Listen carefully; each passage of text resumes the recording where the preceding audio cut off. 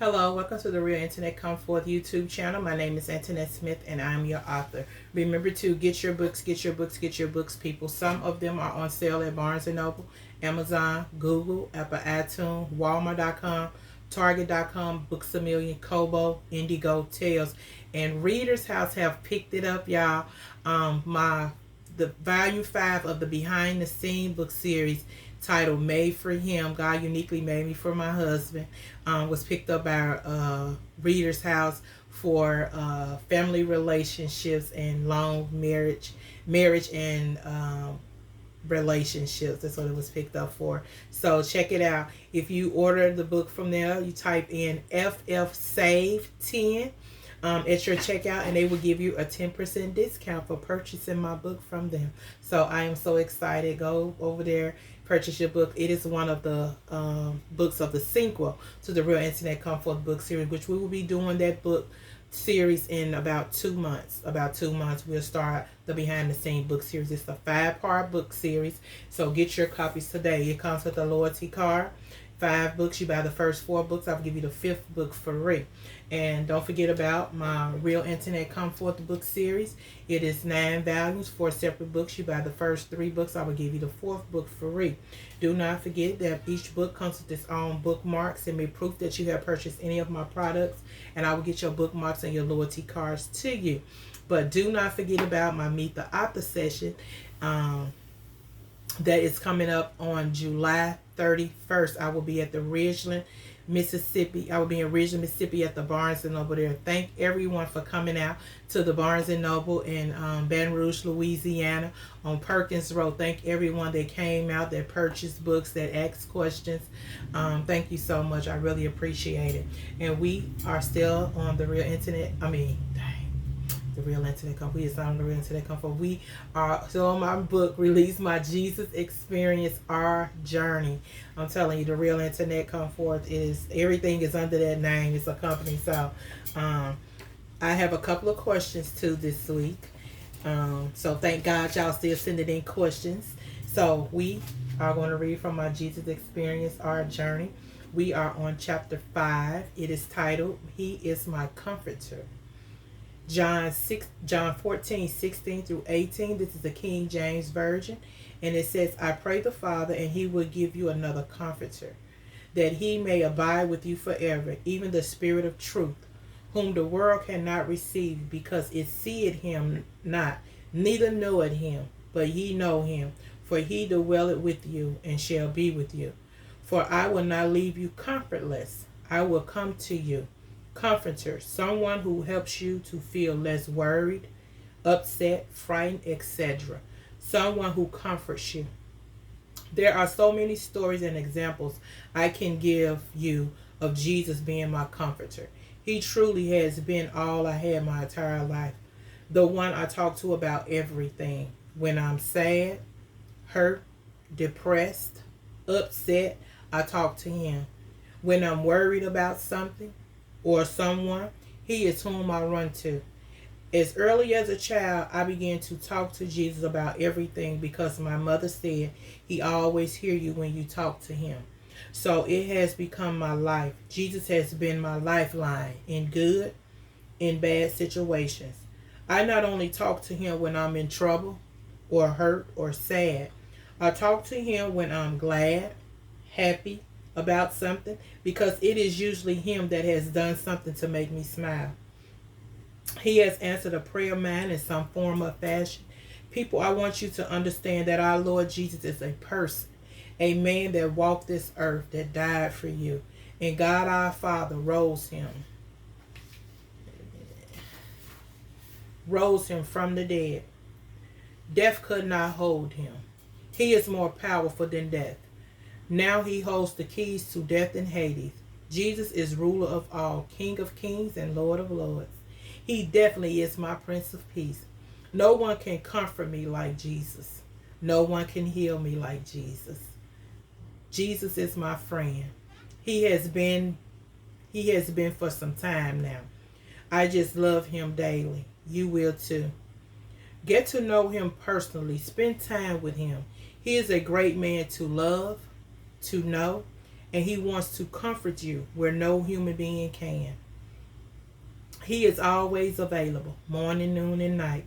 In the wee hours of the night, he will be there waiting on you to call upon him. Talk to him. He will not reject you because you made a mistake.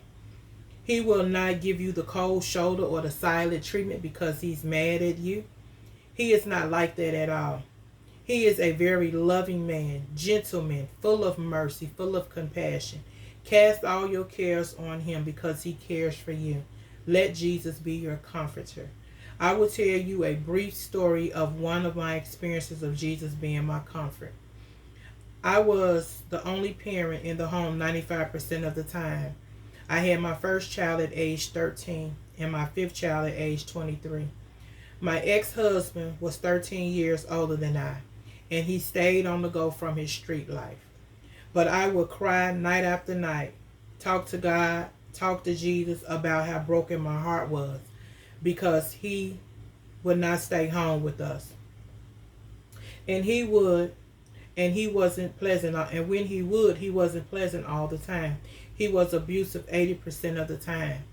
I learned his cycle of abuse. I could pinpoint his outbursts and outrages. I knew what to say and what not to say. I knew what to do and what not to do. But I also knew that I wanted my independence and to be loved. And this went on for many years. And God would comfort me, comfort my children during my episodes during his episodes of abuse and after them. I must be the one to be a better person and make better decisions, better choices. But because I had suffered so much abuse on different levels and many forms, I could not choose for myself. So I spent nearly 20 years crying out to God, asking Jesus to help me, and he would. He would dry my tears, ease the pain in my heart, body, and soul. Told me that I was loved, showed me that I was loved through my children the most. He never rejected me when I returned to abusive relationship. He never stopped talking to me. He never stopped comforting me. He never stopped loving me. He was showing me that I was loved through other people. He never stopped providing for me and my children, even though I would reject his help, his way, his grace. Jesus is so sweet. He continued to love me past my pain and wait on me to come to him fully. He will still protect me in the pardon of my sins, my faults, and my failures. I am a living witness that Jesus' love is unconditional, and he is the greatest comforter you will ever have in your life. He is a comforter of all. Allow him to comfort you in the secret places of your hurt that you hide from others. And I'm going to end the chapter right there. The name of that chapter is He is My Comforter, and that is chapter 5. I have a couple of questions that some people sent. Okay. Question number 1 is coming from Texas. And they said, how long did it take you to write your book series? Now, I answered this in previous videos, but they knew, so I'm going to answer it. Hello, Texas. It took me a total of 4 years to write both book series. The Real Internet Come Forth book series took 2.5 years to write and publish. The Behind the Scene book series took 1 year to write, and a total of 4 years of writing both book series and publishing them. And it has taken me 6 years to write 17 books. Okay, so hope I have answered your question, Texas.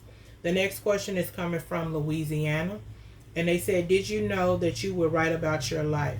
Hello, Louisiana. No, I did not know I would write about my life. In the 6th grade, I knew that I would write a book, but I had no idea what it would be about.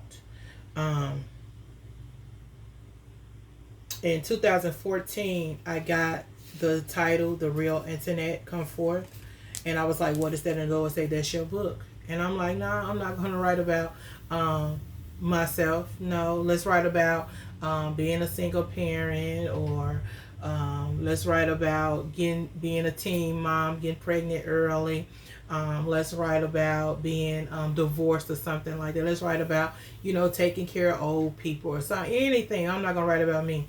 But God knew what he was doing. And in writing my story, I write about all of those things because I have gone through all of those human experiences, because that's clearly what they are. That's what I call them, human experiences that we pass through. So, I just say I put a lot of words to people's story that they don't get to tell. A lot of people don't talk about molestation. A lot of people don't talk about rape.